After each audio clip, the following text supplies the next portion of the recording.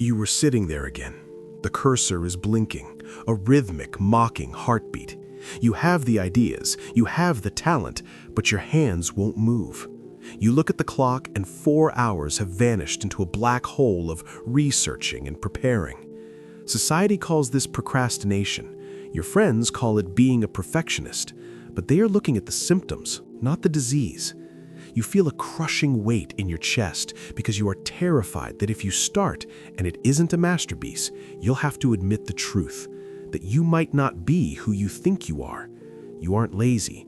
You are being held hostage by a survival mechanism that has turned into a parasite.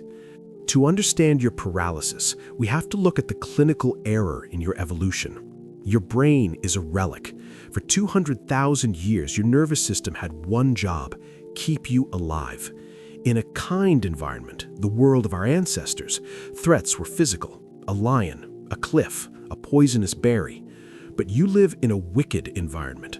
The rules change every hour. The threats are social and psychological. When you think about starting that project, your amygdala, the lizard brain, can't tell the difference between a bad first draft and a starving predator. It triggers a fight or flight response. Since you can't fight a blank page and you can't run from your own mind, you do the third thing: you freeze. Your perfectionism isn't an aspiration, it is a biological freeze response to a perceived death threat. This is the parasite of perfection. It feeds on your potential. It tells you that standard is the enemy. It whispers that unless the first cut is surgical and perfect, you shouldn't cut at all. It turns your life into a sterile operating room where one mistake is fatal. Think about the eye-shaped people the world used to reward, the specialists who dug one hole a mile deep. They could afford to be perfect because the rules didn't change. But you are living in the age of the M-shaped mind. Your brain is trying to gather data points, to experiment, to fail fast.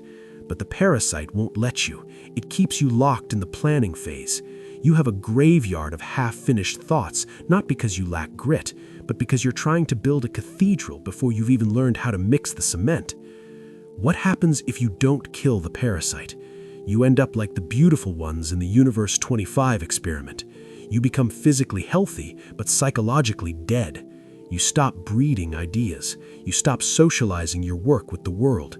You spend your life grooming your image, making sure you look like a success, while your soul is an empty shell. You see people your age moving forward, not because they are better than you, but because they are uglier than you. They are willing to be messy. They are willing to be seen in their beta phase. While you are polishing a stone that will never be a diamond, they are building a mountain out of dirt. You feel like an imposter because you are. You're pretending to be a master before you've earned the right to be a student. The cure isn't time management. The cure is intended failure. You have to force the parasite out by being intentionally grotesque. Write the worst page possible. Film the ugliest video. Build the most broken version of your idea. When you do this, you show your amygdala that the predator doesn't exist. You break the survival glitch. You shift from the eye-shaped specialist to the serial master. You stop protecting your ego and start protecting your momentum.